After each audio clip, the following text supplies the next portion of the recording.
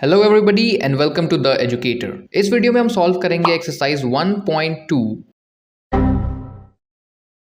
Question number 1। ये एक बहुत ही इंपॉर्टेंट क्वेश्चन है, तो मैं उम्मीद करूंगा कि आप सभी लोग बहुत ही ध्यान से सुनेंगे। इस क्वेश्चन में हमें प्रूव करना है कि √5 एक इरैशनल नंबर है। इसे प्रूव करने के लिए हम लोग कॉन्ट्राडिक्शन मेथड का इस्तेमाल करते हैं। अब बहुत से बच्चे कॉन्ट्राडिक्शन का मतलब नहीं समझते हैं, तो लेट मी एक्सप्लेन। अभी तुम जैसे इस चमचमाते हुए एप्पल को देख रहे हो तो तुम्हारे दिमाग में क्या आ रहा है? तुम ये अज्यूम कर रहे होगे कि ये जो एप्पल है बहुत ही ज़्यादा मीठा होगा, हेल्दी होगा और बहुत ही सुंदर सा एप्पल है। लेकिन जब तुम इस एप्पल को काटते हो तो तुम्हें पता चलता है कि ये एप्पल अंदर से सड़ा हुआ है और ये बिल्कुल भी मीठा नहीं है। तो इस पॉइंट पर तुम्हारा अजम्पशन अलग है और जो रियलिटी है वो अलग है। यहाँ पर तुम्हारा अजम्पशन रियलिटी के अगेंस्ट है, तो हम इस सिचुएशन को कहते हैं कि अजम्पशन और रियलिटी के बीच कॉन्ट्राडिक्शन है। बेसिक वर्ड्स में जब दो चीज़ें आपस में अपोज कर रही हो, दोनों एक दूसरे के अगेंस्ट हो, तब हम कहते हैं कि यहाँ कॉन्ट्राडिक्शन क्रिएट हो रहा है। तो चूंकि हमें यहाँ पर कॉन्ट्राडिक्शन क्रिएट करना है, तो सबसे पहले हम ये अज्यूम करेंगे कि √5 एक रैशनल नंबर है। सबसे पहले हम लिखेंगे कि late us assume that √5 is rational। हमने ये मान लिया है कि √5 जो है वो एक रैशनल नंबर है। अगर ये एक रैशनल नंबर है तो हम लोग √5 को लिख सकते हैं कि √5 is equal to a/b, where A and B are co-primes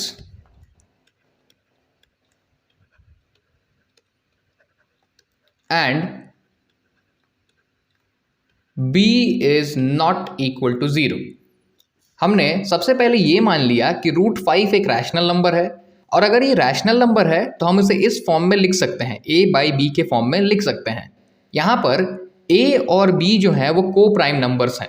को प्राइम नंबर्स वैसे नंबर्स होते हैं जिनका 1 के अलावा कोई भी को फैक्टर नहीं होता है, मतलब ये 1 के अलावा किसी और सेम नंबर से डिवाइड नहीं होंगे, और जो b है वो 0 के बराबर नहीं है। अब चूंकि यहाँ पर लिखा हुआ है √5 इज इक्वल टू a/b, तो b जो डिवाइड में है वो मल्टीप्लाई में जा सकता है, तो हम इसे ऐसे लिख सकते हैं कि b √5 is equal to a। Clear? अब हम इसके दोनों साइड्स में स्क्वायर करेंगे, तो लिखेंगे स्क्वायरिंग बोथ साइड्स।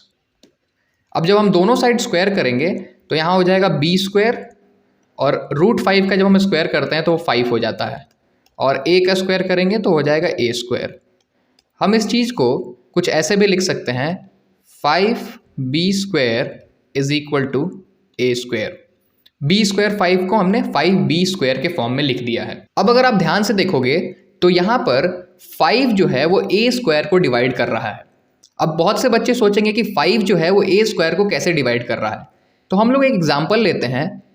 अगर 5 × 2 10 के बराबर है, तो इस पॉइंट पर 5 जो है वो 10 को 2 टाइम्स में डिवाइड कर रहा है। सिमिलरली हमारे पास 5 × b² is equal to a² है, तो यहाँ पर भी इस तरीके से जहाँ पर था वैसे ही 5a² को b² टाइम्स में डिवाइड कर रहा है। तो हम लोग लिखेंगे कि देयरफॉर 5 डिवाइड्स a²। और हमारे NCERT बुक में दे रखा है कि अगर 5 a² को डिवाइड कर रहा है तो वो a को भी डिवाइड करेगा, तो 5 डिवाइड्स a ऑल्सो।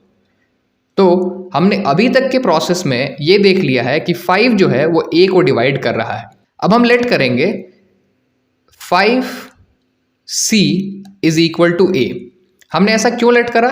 तो अगर आप यहाँ ध्यान से देखोगे तो 5 a² को डिवाइड कर रहा है b² टाइम्स में, तो वैसे ही 5 जो है वो a को भी डिवाइड करेगा, तो 5 a को किसी नंबर से डिवाइड करेगा। हमने उस नंबर को यहाँ पर c एज्यूम कर लिया है, तो हम लिख सकते हैं कि 5c is equal to a। अगर किसी बच्चे को ये बात नहीं समझ में आ रहा है तो वो सिर्फ इतना समझ ले कि हमने 5c को a के बराबर लेट किया है, बस इससे भी आपका काम हो जाएगा। तो हम इसको ऐसे भी लिख सकते हैं कि a is equal to 5c। अब हम a की वैल्यू को a is equals to 5c को इस इक्वेशन में पुट करेंगे। हम इस इक्वेशन को मान लेते हैं कि ये इक्वेशन 1 है, तो हम यहाँ लिखेंगे putting a is equal to 5c, जो a की वैल्यू आई है उसको हम पुट कर रहे हैं इक्वेशन 1 में, इन इक्वेशन 1। तो जब हम इसे इक्वेशन 1 में पुट करेंगे तो यहाँ पर हो जाएगा 5b² is equal to a की जो वैल्यू है वो है 5c, तो a की जगह पर हम लिखेंगे 5c और a का स्क्वायर है तो हम 5c का स्क्वायर कर देंगे। तो ये हो जाएगा 5b² इज इक्वल टू 5 5 जा 25 और c का स्क्वायर। इस पॉइंट पे 5 से 25 कट जाएगा 5 टाइम्स में, क्योंकि 5 इधर मल्टीप्लाई में है, इस साइड जाएगा तो डिवाइड करेगा, RHS में जाएगा तो डिवाइड करेगा और 5 को डिवाइड कर देगा 5 टाइम्स में। अब हमें यहाँ देखने को मिलेगा कि b² is equal to 5c²। हम इसको ऐसे भी लिख सकते हैं कि 5c² is equal to b²। अब आप देखो, जिस तरीके से यहाँ पर 5a² को डिवाइड कर रहा था, वैसे ही यहाँ पर 5 जो है वो b² को भी डिवाइड करेगा। तो हम लिखेंगे 5 divides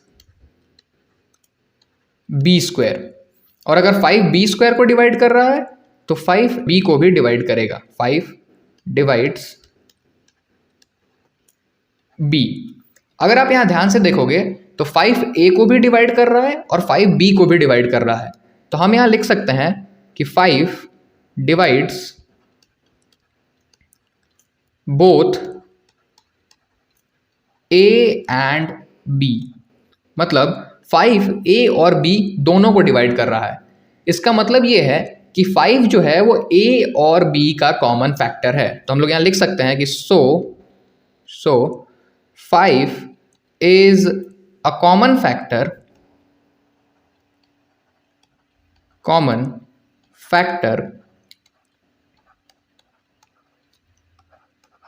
of a and b। अब अगर आप मेरी बातों को ध्यान से सुन रहे हो तो आप ये समझ गए होगे कि यहाँ पर किस तरीके से कॉन्ट्राडिक्शन आ रहा है। सबसे पहले हमने ये देखा था कि a और b जो है वो को प्राइम नंबर्स हैं, मतलब a और b के पास 1 के अलावा कोई भी कॉमन फैक्टर नहीं होगा। लेकिन हमने यहाँ देखा कि 5 जो है वो a और b का कॉमन फैक्टर है, मतलब यहाँ पर एक कॉन्ट्राडिक्शन आ गया। यहाँ बोलता है कि 5 जो है वो a और b का कॉमन फैक्टर है, और यहाँ हमें बता रखा है ऊपर में कि a और b जो है वो को प्राइम्स है, मतलब इनका 1 के अलावा कोई भी कॉमन फैक्टर नहीं होगा। तब इस पॉइंट पर हम अपनी गलती को मानेंगे और लिखेंगे hence our assumption is incorrect, our assumption is incorrect.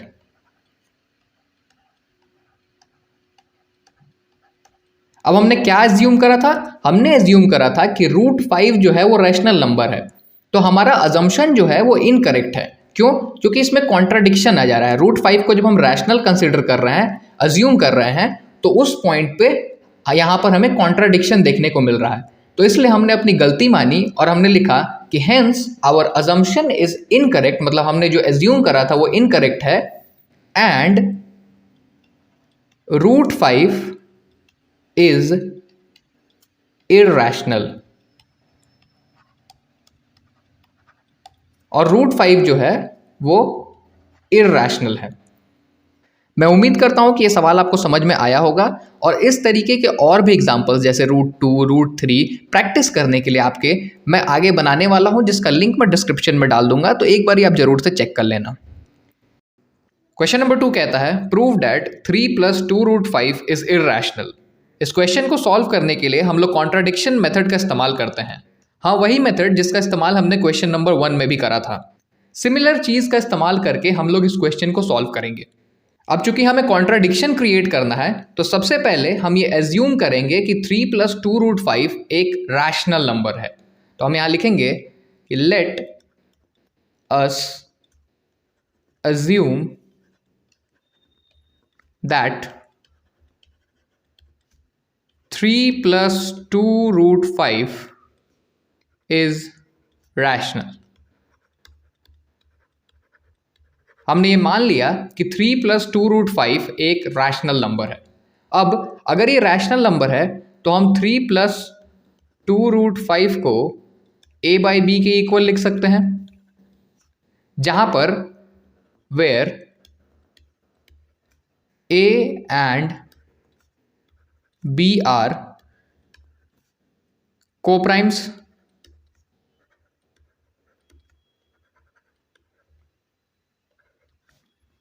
अब कोप्राइम्स क्या होता है ये हमने ऑलरेडी पिछली वीडियो में डिस्कस कर रखा है, लेकिन जिन बच्चों को नहीं पता वो ये समझ लें कि अगर कोई दो नंबर कोप्राइम नंबर है तब उन दोनों का कोई भी कॉमन फैक्टर नहीं होगा 1 के अलावा। मतलब a और b का 1 के अलावा कोई भी कॉमन फैक्टर नहीं होगा। अब हमारे पास एक ये इक्वेशन है। अब हम इस इक्वेशन को रीअरेंज करेंगे इस तरीके से कि LHS में हमारे पास सिर्फ रूट वाला टर्म बचे और बाकी सारे टर्म्स RHS में चले जाएं।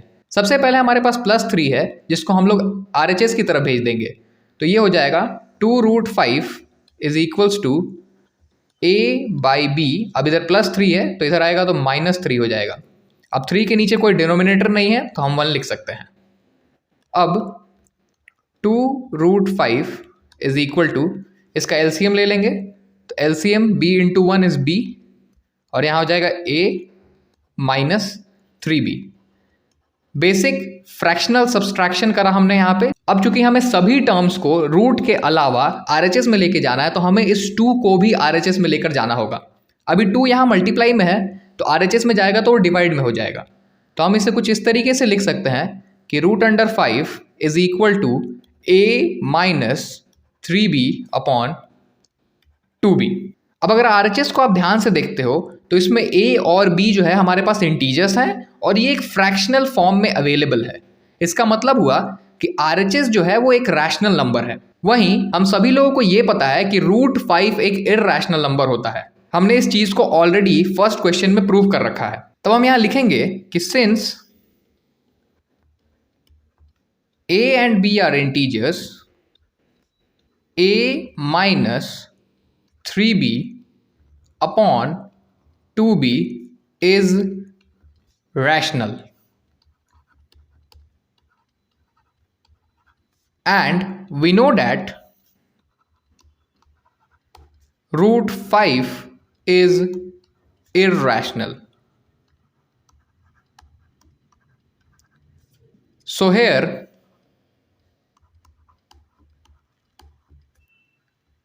irrational is equal to rational। अब चूंकि ये RHS वाला टर्म रैशनल है और LHS वाला टर्म इररैशनल है तो यहां पर इररैशनल रैशनल के बराबर हो जा रहा है। पर क्या ये पॉसिबल है? नहीं, ये बिल्कुल भी पॉसिबल नहीं है। ऐसा कभी भी नहीं हो सकता कि इररैशनल नंबर रैशनल नंबर के बराबर हो जाए। तो हम यहां लिखेंगे but it is not possible, hence our assumption is incorrect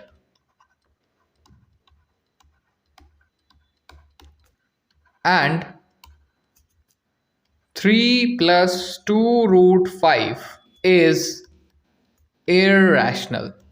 question number 3, जिस क्वेश्चन में हमें ये प्रूव करना है कि ये जो गिवन नंबर्स हैं वो सभी के सभी नंबर्स इररैशनल हैं।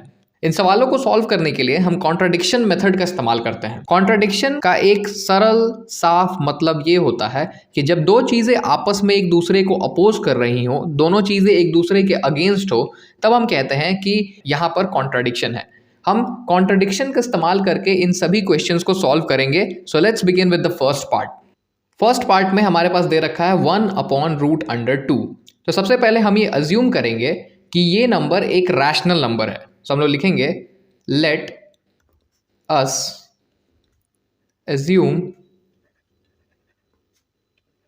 that 1 upon root under 2 is rational। हमने सबसे पहले इस नंबर को रैशनल मान लिया है, लेकिन हमें प्रूफ तो इररैशनल करना है। तो ऐसा हमने इसलिए किया है क्योंकि हमें कॉन्ट्राडिक्शन क्रिएट करना है। इस सवाल को सॉल्व करने के लिए कॉन्ट्राडिक्शन क्रिएट करना बहुत ही इंपॉर्टेंट है। अब चूंकि हमने इस नंबर को 1/√2 को रैशनल माना है, तब हम 1/√2 को a/b के फॉर्म में लिख सकते हैं। 1/√2 is equal to a/b, where a and b are co-primes।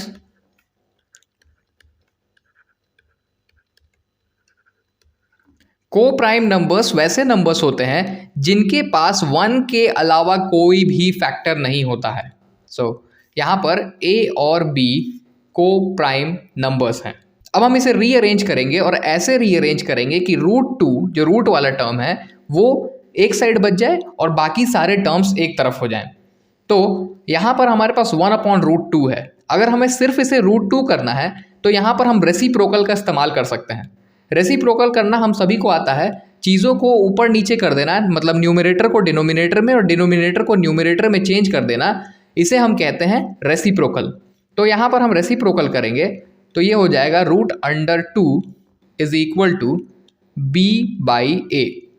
एक चीज़ ध्यान रखें, अगर यहाँ इक्वल टू है तो दोनों साइड रेसिप्रोकल करना इंपॉर्टेंट है। अब अगर आप ध्यान से देखेंगे तो चूंकि a और b इंटीजर्स हैं, इसलिए b/a एक रैशनल नंबर हो जाएगा। b/a बेसिकली एक फ्रैक्शनल नंबर है, फ्रैक्शन के फॉर्म में है, तो ये एक रैशनल नंबर हो जाएगा। वहीं अगर आप √2 को देखोगे तो वो एक इररैशनल नंबर है, क्योंकि हमें पता है कि √2 एक इररैशनल नंबर होता है। हमने इसे क्वेश्चन नंबर फर्स्ट में प्रूव भी करा था। हम यहाँ पे लिखेंगे कि since a and b are integers, b/a is rational। b/a क्या हो जाएगा? रैशनल हो जाएगा। एंड वी नो डैट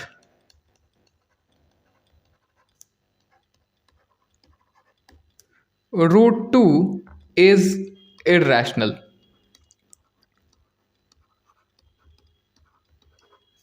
अब अगर आप यहां ध्यान से देखोगे तो यहां पर here irrational is equal to rational.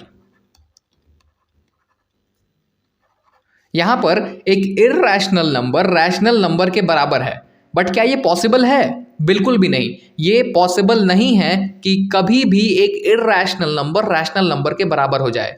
तो हम यहां लिखेंगे बट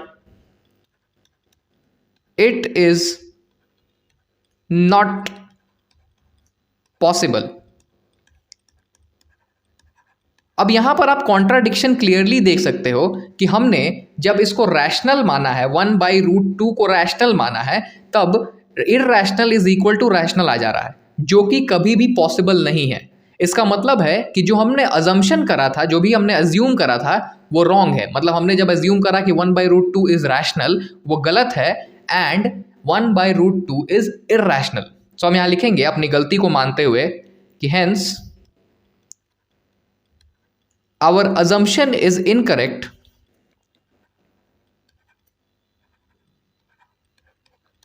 जो भी हमने मान रखा है वो गलत है,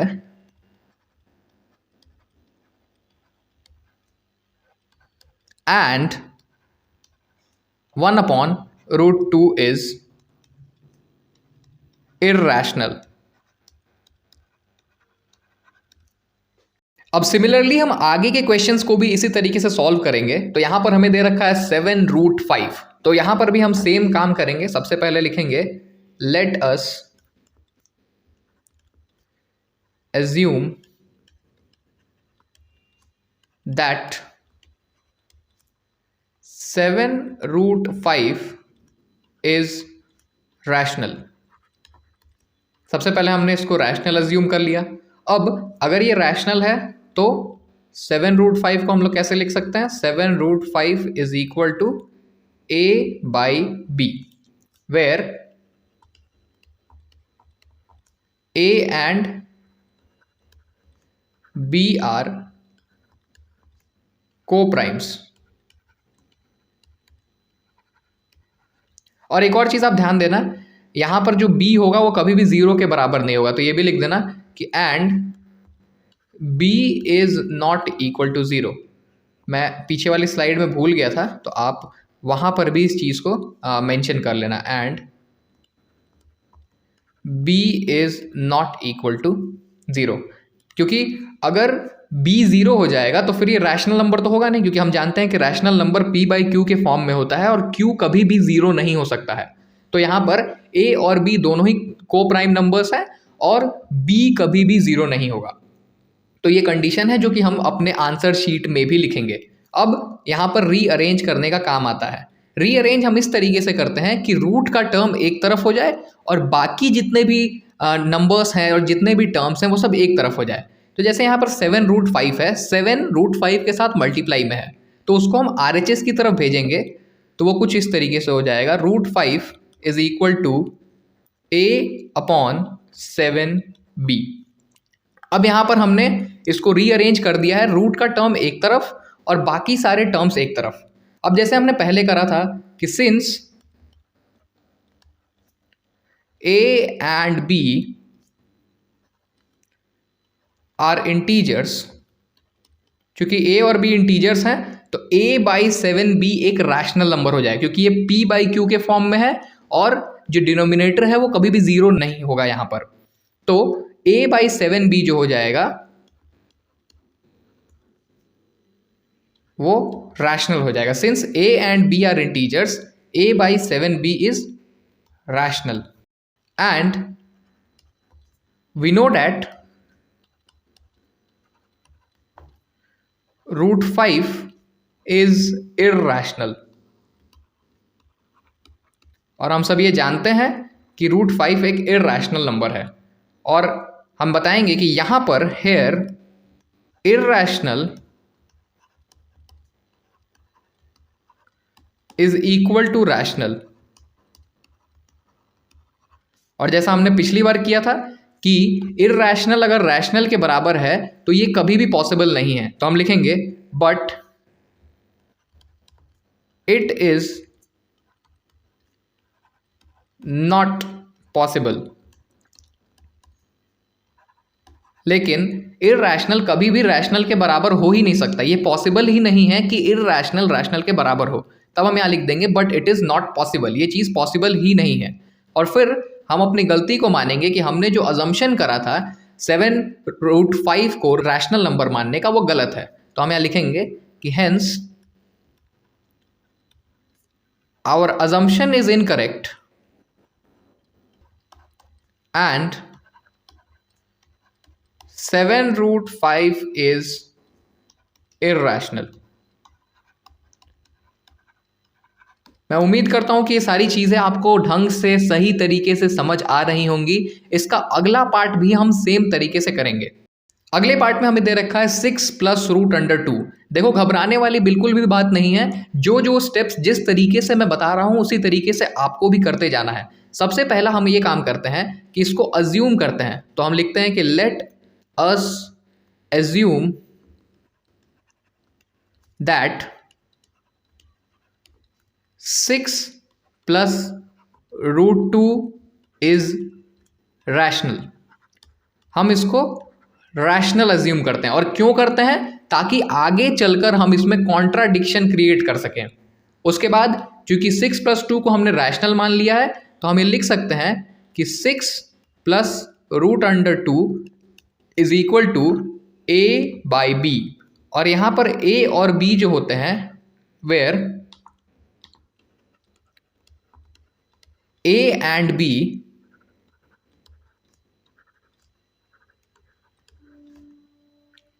are को-प्राइम्स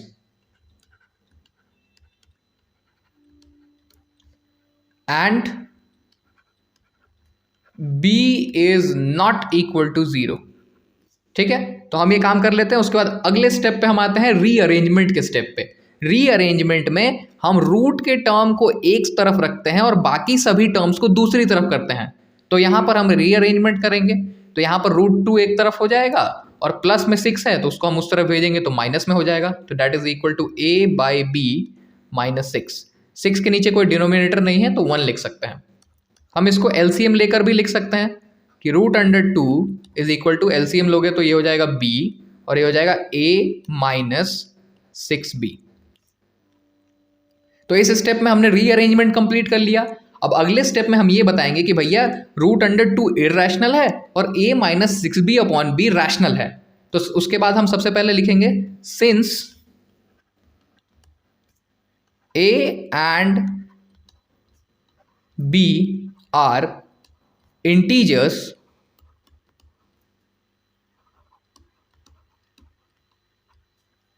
a minus 6b upon b is rational, and we know that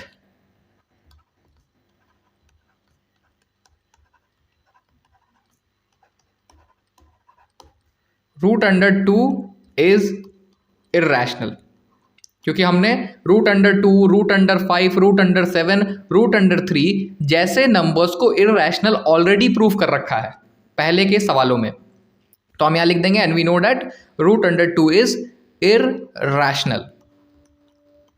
फिर हम बताएंगे कि यहां पर हेयर इररेशनल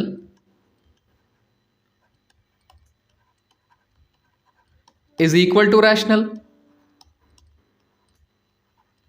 हम लिखेंगे कि इररेशनल नंबर इस केस में रैशनल नंबर के बराबर हो जा रहा है, लेकिन ये तो पॉसिबल ही नहीं है। तो उसके बाद हम लिखेंगे but it is not possible.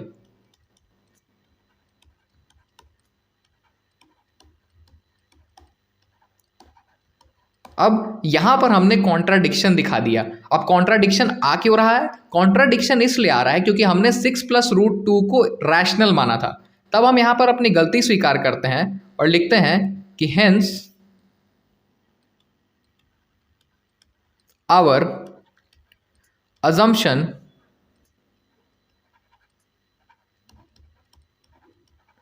is incorrect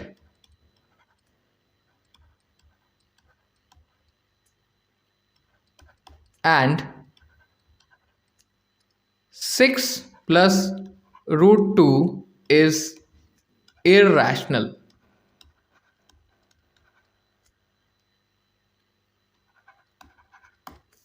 आप इसी सेम मेथड का इस्तेमाल करके इसके अलावा किसी भी क्वेश्चन को सॉल्व कर सकते हैं। सबसे पहले आप कॉन्ट्राडिक्शन क्रिएट करेंगे। कॉन्ट्राडिक्शन क्रिएट करने के लिए आप किसी भी नंबर, जो भी गिवन नंबर होगा, उसको रैशनल मानेंगे। उसके बाद उसको a/b के इक्वल रखेंगे, जहां a और b कोप्राइम्स होंगे और b कभी भी 0 के बराबर नहीं होगा। उसके बाद आप उसमें रीअरेंजमेंट करेंगे। रीअरेंजमेंट इस तरीके से करेंगे कि जो भी रूट वाला टर्म हो वो एक तरफ रह जाए और जितने भी बाकी टर्म्स हो, जैसे इस केस में a, b और 6, सब वो दूसरी तरफ रह जाएं। जैसे हमने यहाँ पर √2 को LHS में ले लिया है और बाकी सभी टर्म्स को RHS में ले लिया है। उसके बाद हम ये लिखेंगे कि a minus 6b upon b जो है वो रैशनल है और √2 जो है वो इररेशनल है। और उसके बाद हम ये बता देंगे कि इस सिनेरियो में जब हम इसको रैशनल मान रहे हैं तब एक इररेशनल नंबर रैशनल नंबर के बराबर हो जा रहा है, जो कि बिल्कुल भी पॉसिबल नहीं है। और उसके बाद हम ये लिखेंगे कि हमारा अजम्पशन जो था वो गलत है और 6 + √2 या जो भी गिवन नंबर है वो एक इररेशनल नंबर है। मैं उम्मीद करता हूं कि आप ये सवाल को समझ गए होंगे। If you like the video, please subscribe to the channel.